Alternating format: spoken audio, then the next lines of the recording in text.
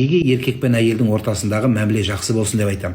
Неге әйел кісілерді қараңыздар, күтіңіздер, жақсы сөзді айтыңыздар деп неге жиі айтамыз? Неге шариғатымыз әрдайым қыз балаларды жоғары көтереді? Өйткені жаңа қарындасым айтқандай, қыз балалар өмірде онсыз да көп қиыншылық көреді. Оның бір бала толғатқандағы көрген қиыншылығын бірде-бір еркек жер бетінде көре алмайды. Пайғамбар көрген шығар үмметтің қиыншылығын көтеріп, бірақ еркек сезе алмайды.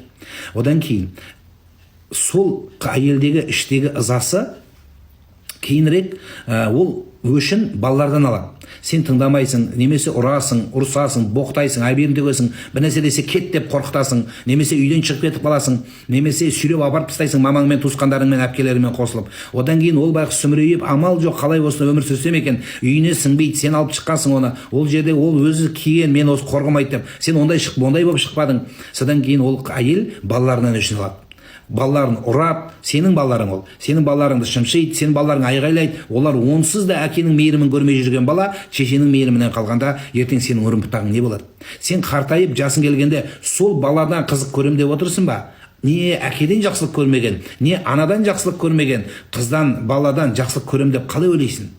Сол үшін ардақтылар, құрметті ер азаматтар, сіздер, мен де еркектің біреумін, мен де қыз тәрбиелеп отырмын, мен де жарым бар. Сондықтан ардақтылар, қыз балаларды қадірлеу пайғамбарымыз Мұхаммад саллаллаху алейхи вассаламның ұлы жолының бірі, сүннеттің жолы. Пайғамбарымыз саллаллаху алейхи вассалам уақыт қай жерде тұрса да қызының сөз айтылған кезде тыңдап тұратын болған, қызының басын көтеретін болған, қызды туралғанда қызына бұрып қарап, күлімсіреп қарап тұратын болған қызына. Міне осындай болған. Біз болсақ жек көретініміз бар, түртетініміз бар, қойыңыздар осы нәрсені. Одан кейін жаңаға менің атыма неше түрлі жазып, комментарий жазып, жаңаға өткенде айтып еді, мана дайысын алып бер деп. Айналайын, сенің дайысының керегі жоқ. Сен тек қана мейірімің, жақсы сөзің, сенің тек қана қайырымдылығың, мүмкін жаным деген сөзің, рахмет деген сөзің, соның өзі жеткілікті. Кафеге барып, официант саған меню әкеп береді, меню. Сол кезде түріне қарап, бет аппақ бір қыз болса, ыржың етесің, рахмет деп менюге. Тамақтасып берсе, рахмет деп айтасың, салфетка әкеп берсе. Үйдегі әйелің саған бесплатно 24 сағат тамақ дайындап береді. Өмірде бір рет рахмет айтып көрдің бе сен соған? Сен өлген кезде жер бетіндегі 4 миллиард әйелдің біреу құйрығын тазаламайды. Сол сені қызың жуып тазалайды сені. Сенің әйелің тазалайды бұйырса. Сондықтан ардақтылар, келіннің өзі тазаламасы еще сұрақ ол. Келініңе күнін қараса. Сондықтан қадірлеңіздер, ренжітпеңіздер. Ертең сенің балаң қаңғып қалмасын десең, сенің қызың қаңғып қалмасын десең, ренжітпеңіздер. Жақсы сөз сөйлеңіздер. Ең болмаса қиянат жасама. Қолынан түк келмейді екен, мейірімдік келмесе қиянат жасамашы.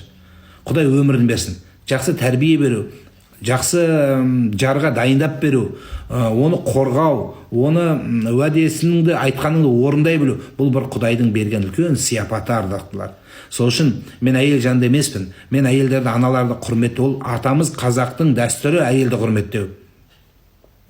Әмеңгерлік деген соған дәлел. Біздің қыздарымыздың құрметті болғаны соған дәлел. Өмірде бір жасы көз жас ақпағаны соған дәлел. Ал енді біз оны ұрып, соғып, тепкілеп сөйткен еркектер бір тамаша, бір жеңіске жеткендей болып көрінеді.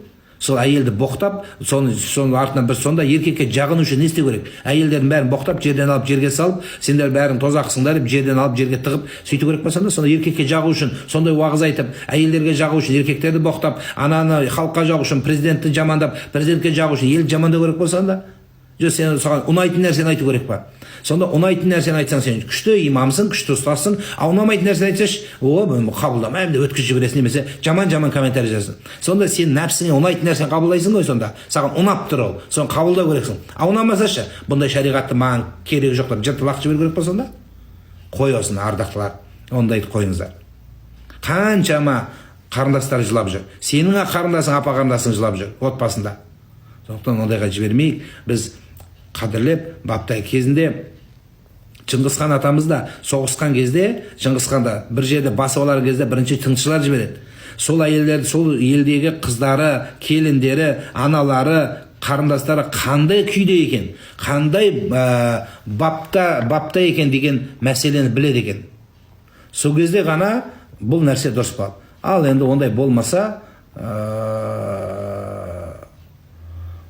біз жақсылық көрмейтін боламыз.